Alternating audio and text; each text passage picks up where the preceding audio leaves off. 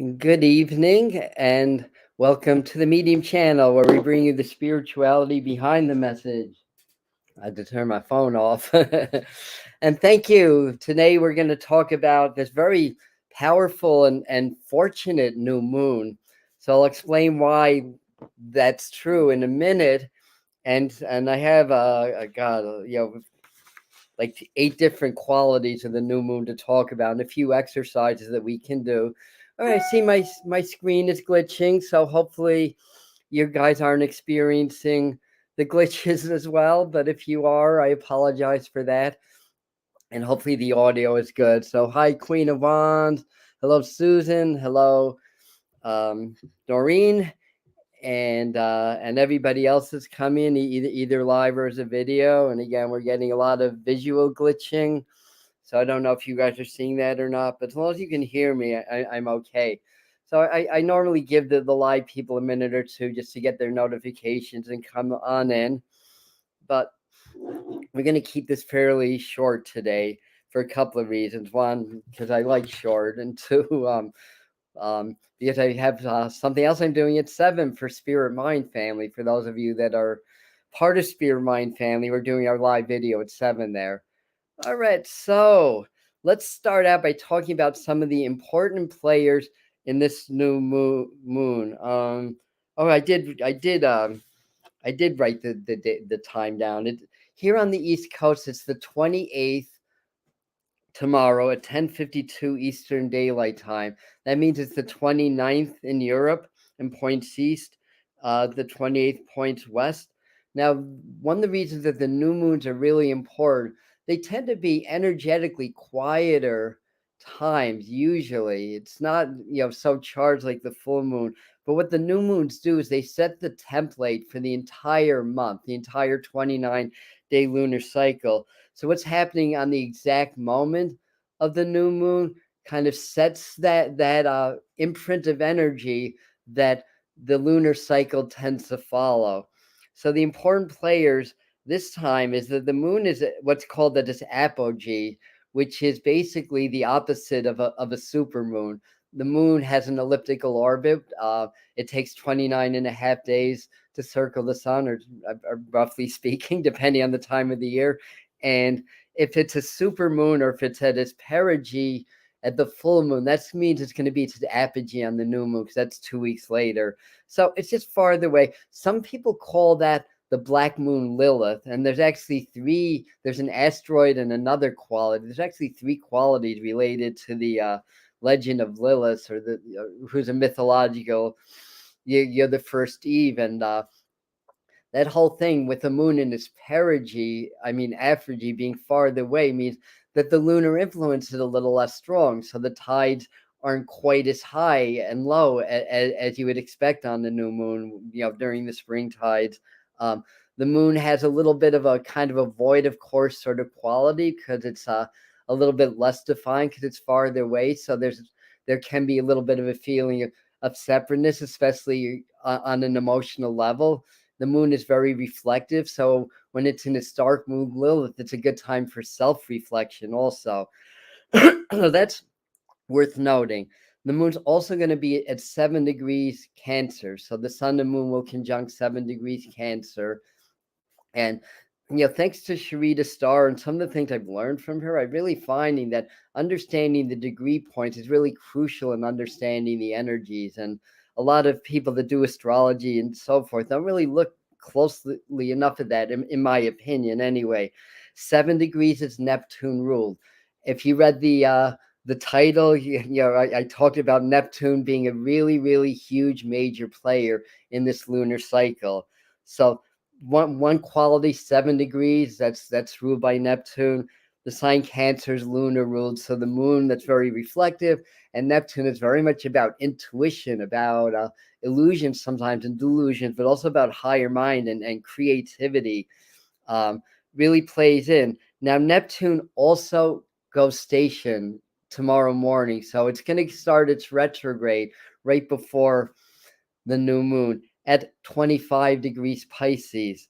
Now, Neptune is in its rulership in Pisces. Neptune rules the sign Pisces, and 25 degrees is 7 in numerology, reduces to 7. So that's a Neptune ruled degree point. So we have Neptune ruled degree point on the new moon, and a Neptune sign and degree point on the Neptune station. So when planets go station, you start to get more of the reflective qualities of that planet. So that's all setting the template for this new moon and this whole cycle.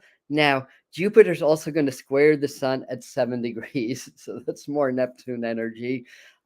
Normally you'd think of a square as being, a challenge, because that's what squares are. And certainly the idealism of Jupiter and the expansion principle can kind of come at odds a little bit with the Sun Moon conjunction, or the general like trends in life. So for a lot of people, like your sense of moralities and your sense of right or wrong may start to come into play, and may start to get you to second guess things because of that.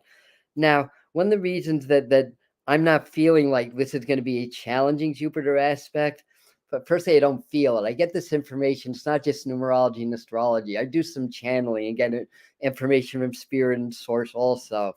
But astrologically speaking, Venus is also going to be sextiling Jupiter, which is very favorable energy at 7 degrees Gemini for Venus and 7 degrees Aries for Jupiter. And then Venus also semi-sextiles the Sun Moon conjunction on the new moon. So Venus is adding a little bit of good fortune and a little positivity to this. So let me talk about the my screen froze. Am I frozen, you guys? I guess nobody's commenting that I froze, so I think it's only frozen on my end. Oh, good. And you guys are hearing me, I guess. Okay, good. I don't know what's up with StreamYard lately. All right, but anyways, assuming that you're seeing me and hearing me, and I'm not frozen on the screen, fingers crossed. Fingers crossed. First thing to know is new beginnings. All new moons are new beginnings. We can hear you. It's so crazy. You are, but I am frozen, but you can hear me. Oh, well, sorry about that. All right. Well, that's unfortunate, but okay, we'll have to deal with it. So all new moons are about new beginnings, and but I'm glad that you can hear me.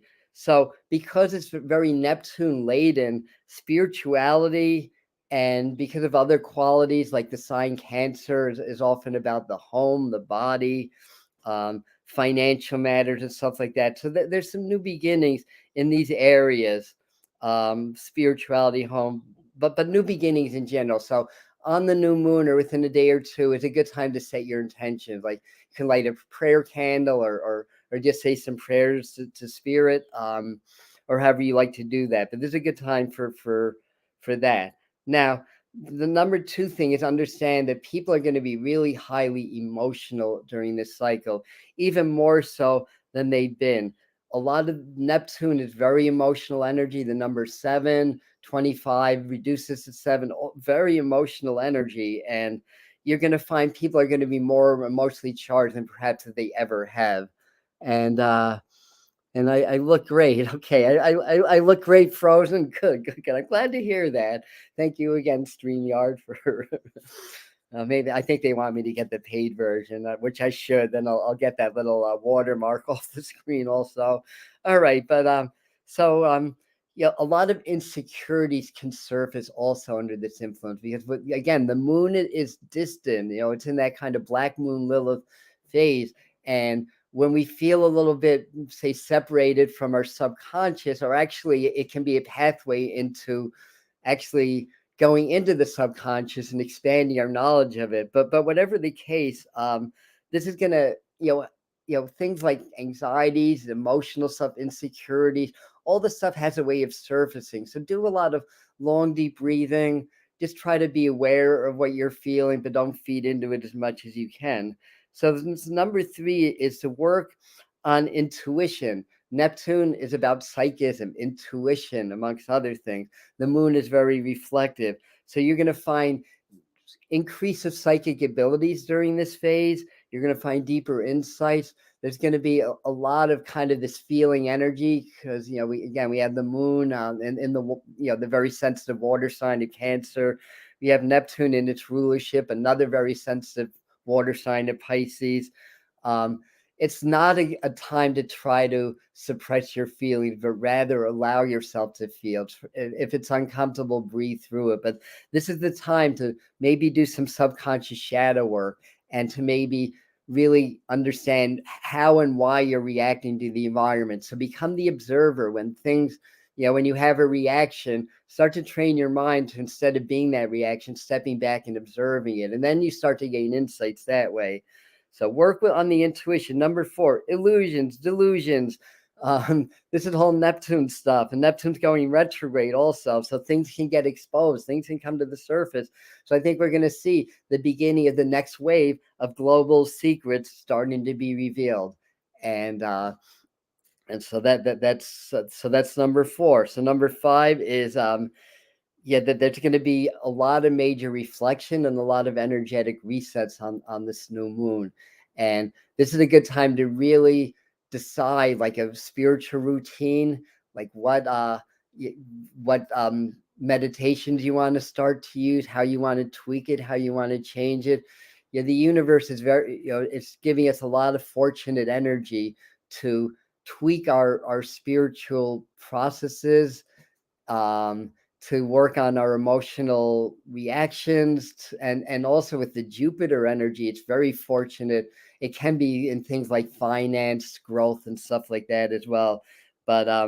But this is like a good reset time, and it's a really good time to actually do a cleansing, whether it's an emotional cleansing or doing some fasting right around the new moon to start it out. Maybe just do a micro fast, 24 hours, drink a lot of water, and just set the intention of resetting my energies to go into higher vibrations. The planet Neptune, with all the other aspects that are going on, can raise our vibrations to the next level. That's happening anyway on the planet, but we can do that. And this is also going to affect dreams and sleep and stuff like that. So, keep a dream journal as well and write dreams down. So that was number 5. Number 6, financial change is favorable for legal activities, success gained through planning and work. And part of that is that 25 degrees of Neptune. That 25, it can be a hard variation of the number 7, not as much as 16, but it can be successful also. But it requires your work and discipline. So I didn't even check to see what Saturn's doing, but I'm sure. Oh, by the way, Wednesday night at 7, Sharita Starr is going to give us the whole summer rundown. So she'll touch on some of the stuff and then go well beyond and talk about not just this new moon, but the whole summer. For those that don't know her, she does a fair amount of work here on the channel. She's an astrologer, numerologist who's really, really good. So success gained through planning and hard work. So it's a good time for the planning. So number 7, very... Well, this kind of piggybacks off of another one, but I'll read it anyway. Very powerful for understanding and clearing insecurities and being comfortable in your own skin. And part of that is Cancer's the home, and we're spirits, having a human experience. And right now, our human bodies are our home. So a lot of energy can be can come up around like changing our diet. And Cancer also rules the stomach and digestion and stuff like that. And we have Pluto's kind of aspecting in a little bit, Uranus also. So a lot of people may start to get a little bit of stomach upsets, or may develop sensitivity to certain foods or drinks, or certain substances or stuff like that. So understand that. Also, so the next one, number 8, is deep release.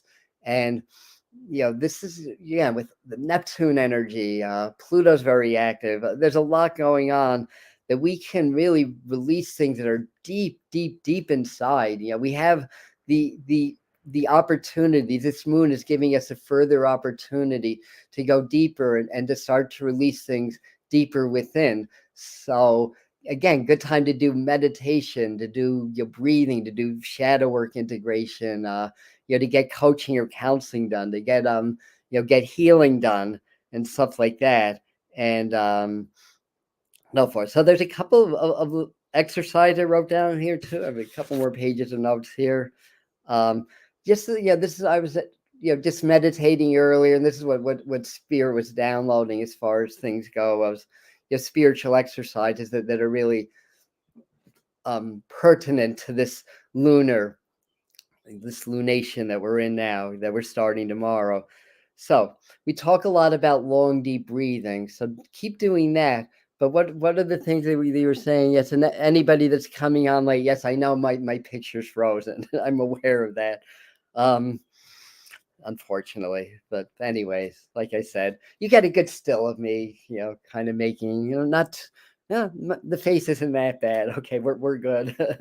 So what we want to do in this long, deep breathing is start to emphasize that expansion, contraction. I've talked about this before, that when we inhale, visualize expanding your energy field, kind of like you take the energy in, your lungs expand, you're breathing energy in, so your energy fields expand. Then on the exhale, contract. So you let go and you release. So you kind of sort of emphasize that action a little bit more with your long, deep breathing. Now you can make that part of a presence exercise where you get very present, that you stop thinking and you just become aware, starting with your breath, and then aware of your body and everything that's happening in the present moment, aware of everything, gently and generally aware of everything, but focusing on nothing, and do that for a while. So that's really good to do that daily. Long, deep breathing, kind of make these energy waves. Inhale, feel the expansion, exhale the contraction, and kind of make these waves. And that helps to move energy through. It helps to get energy through stuck, move energy through the stuck parts of the body in the energy fields. Because when we suppress things, or we've had traumas or challenges or whatever, it manifests as obstructions in the body, and over time that can manifest as disease. So just working with your breath, you can start to release the seeds of any disease. So that's really cool. So number 2 was the use of mirrors. The moon is really reflective. The moon's in this apogee, it's far away, so it's got that really strong reflective quality going on.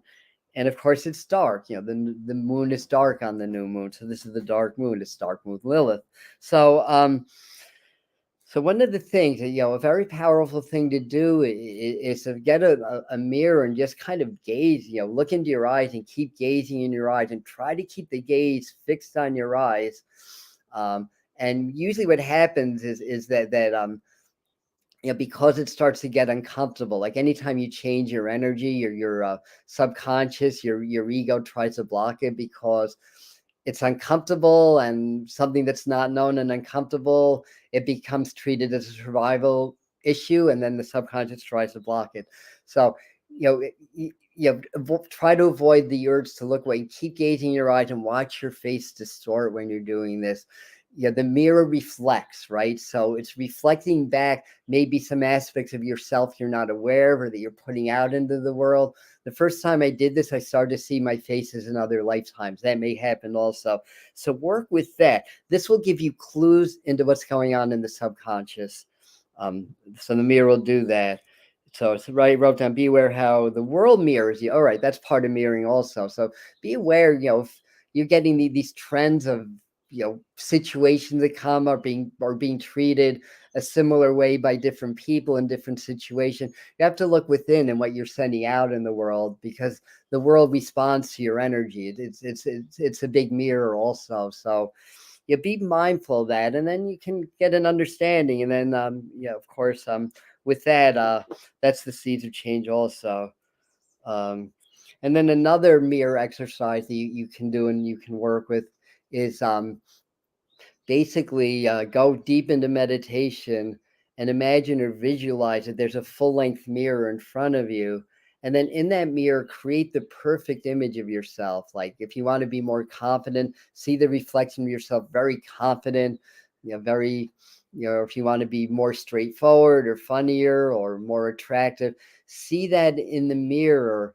And then in your mind, allow the reflection in the mirror. This is not necessarily done with a physical mirror. You can do this in meditation, but start to feel like you and that image of yourself starting to merge and become one. So you can start to work on changing, using a Joe Dispenza quote, changing your personality to change your personal reality. So you can use this as a way of introducing new personality traits through the reflection, and then hugging that reflection and remerging with it.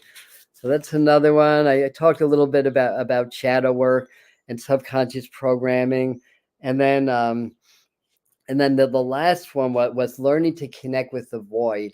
And again, the moon's not technically void, of course. That happens after the moon makes its last aspect in the sign. But a new moon at its farthest point, I can't even remember the word. It kind of has that little voidish quality. So a way to do this is you can get so present, and the thing to do is to start, when you get really present and meditate, just start to feel your body, like start to feel your chest, your shoulders, like feel your skeleton, maybe feel your organs, and get really present in your body. And then when you get present in your body, start to maybe feel the cells and the atoms. Get really present with that. You can't intellectually try to think about that. Just set the intention and experience, and then start to feel like the energy through your body. So everything has energy. There's constantly energy flowing through us, but all energy happens in waves. Waves have crests and troughs. The idea of finding the void is finding the troughs in the chi or prana that's moving through you. So once you start to feel the energy, find the spaces in between the pulses of energy. And if you're able to do that, it's going to take some practice. But if you're able to do that, then you step into the quantum field, into the realm of spirit, which is where all possibilities already exist, which is what created you and me and this whole world that we live in. Whether it's an illusion or not, it's born out of the quantum field. But the quantum field is malleable to energy. And if we can become the energy of the void, or those pulses in between, the spaces in between the pulses of energy that move through us, because everything, it's the same thing with light. Light's like a strobe light sped up 1,000,000 times is what light is, basically. So it's like finding those spaces of darkness, if that makes sense. So find the space of non-energy in between the flows of energy. And then when you do that, that's the way to access the quantum field. And from there, you can start to create your reality through your emotions. So this is, again, very emotional time, with the new moon and all the Neptune energy, because that's your energy emotion. And so you can start to feel like what it would feel like if you had your dreams as if they were real already. And when you're doing that and you're finding the void, feel, and you want to take this a step further, feel that way. Maybe visualize like what you're doing in the present moment and how you're feeling, and making it real. But the idea is to really have the experience, to get into the experience. And that's basically it. So I hope everybody has a really happy new moon and a lunar cycle. This can be very good, again, for money and money issues, property issues, because it's got that Cancerian vibe, business issues and stuff like that. You just have to use your head. You just have to be aware of the tricks of others, the tricks of the coyote aspects, because there's a lot of illusion that's going to be trying to infiltrate. If you can get present and in your power, you'll be able to discern that, and you'll be able to dispel all illusion, and then have a really, really amazing time. Again, very good for intuition and psychic stuff. So that's basically it. Again, Wednesday, Sharita's going to do a full summer outlook. We have other good things coming up on the Medium channel tomorrow on Zoom. Heather, I'm not going to be doing this time, but Heather will be doing a beautiful new moon meditation with you on Zoom. It's free, but it's on Zoom. So you have to email us at info@atombetweentheworlds.com to get the passcodes. And that's going to be at 6, I believe, Eastern time. And then at 7, I'm going to be doing mediumship on Zoom. That's not free, but it's only $15, and we're almost filled up. But if you want to get, you'll come on and get messages from your loved ones. That's going to be 7 tomorrow. Again, email us and we'll give you all the info to get in. info@animbetweentheworlds.com. I love you. Thank you. And I'll see some of you in a few minutes on Spirit Mind Family. And for those of you that don't know what that is, that's our membership program. And I will link that in the pinned comments when this becomes a video. Okay, bye.